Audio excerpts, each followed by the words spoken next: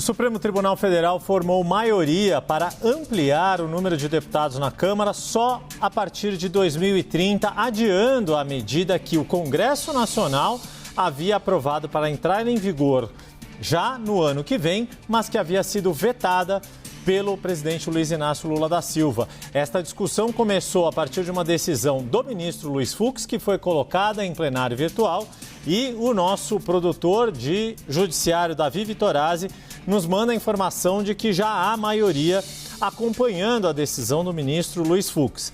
Gilmar Mendes, decano da Casa, Carmen Lúcia, Nunes Marques, Cristiano Zanin e Alexandre de Moraes, ou seja, já há 6 votos para que esta medida, que foi votada pelo Congresso Nacional, vetada pelo Executivo, e haveria toda uma discussão se esse veto seria ou não derrubado pelo Congresso Nacional, que esta discussão seja postergada para 2030. Então, aquela redistribuição, ou melhor, a criação do número de mais cadeiras, na criação de 18 vagas, Débora, para subir de 513 para 531, o número de deputados da Câmara não está mais valendo, fica tudo como está a atual distribuição das 513 vagas na Câmara dos Deputados pelas 27 unidades federativas, 26 estados mais o Distrito Federal, no atual desenho, e uma nova configuração ficaria só a partir de 2030, quando está previsto ter um novo censo da parte do IBGE. Já trago repercussão disso, Débora, porque, enfim, já havia toda essa expectativa desta decisão do Supremo Tribunal Federal, a partir do que havia sido decidido de forma monocrática pelo ministro Luiz Fux, mas já foi acompanhado por outros 5 colegas e, com isso, a maioria. A questão é, havia estados que não perderiam vagas, embora deveriam perder vagas se fossem mantidas as 513. A solução que a Câmara achou e foi acompanhada pelo Senado foi aumentar as vagas naqueles estados que aumentaram sua população, sem prejuízo daqueles estados que proporcionalmente perderam população.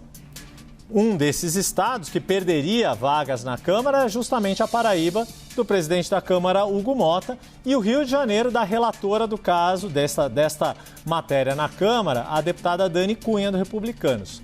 Quem foi o autor desta proposta lá na Câmara, Débora? O deputado Rafael Pezente, do MDB de Santa Catarina, que é um dos estados que tem aumentado a sua população já há algum tempo e passaria a ter 4 novas vagas se fosse respeitada essa nova proporcionalidade. Com esta decisão do STF, Santa Catarina, assim como Pará e outros estados, deixam de ganhar vagas. O que o deputado Rafael Pezente já está preparando, junto com o gabinete do senador Esperidião Amin, também de Santa Catarina?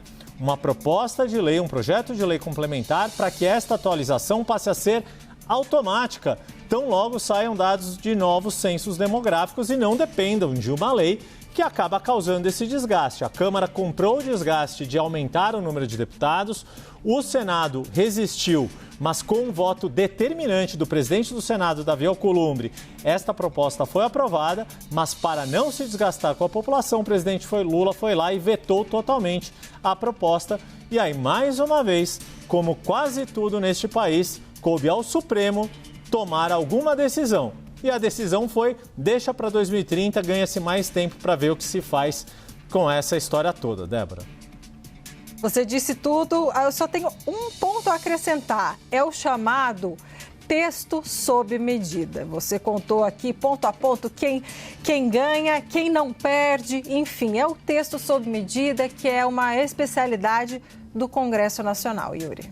É isso. Agora, enfim, decisão do Supremo está tomada, ou quer dizer, formou-se a maioria, é uma discussão em plenário virtual que deve ser concluída ainda hoje, uma decisão colegiada do STF, que a gente já tem informação de que houve maioria para que a Câmara dos Deputados fique como está, 513 deputados, sem aumento do número de deputados, ou seja, não vai se ter aquele gasto extra que os novos gabinetes provocariam, nem despesas extras, por exemplo, com emendas parlamentares, mas não deixa todo mundo satisfeito, porque alguns estados tinham a perspectiva, e cá para nós, legítima, já que a sua proporção de população tornou-se maior com o passar dos anos, e eu citei só 2 estados aqui Pará e Santa Catarina, que, se não me engano, são os estados que justamente mais ganhariam vagas. O Pará é um dos estados que mais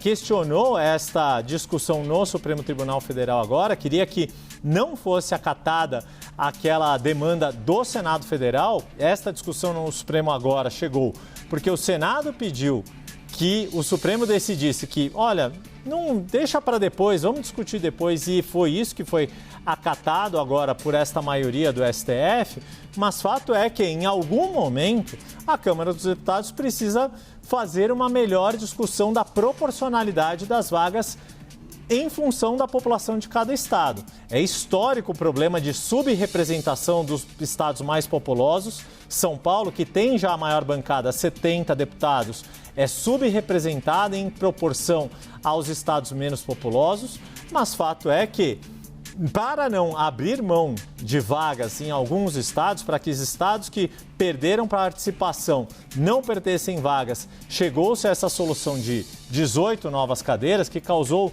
uma baita de uma repercussão negativa. Agora a gente chega nessa situação. Vai ficar tudo como está, mas fato é que segue-se tendo um problema.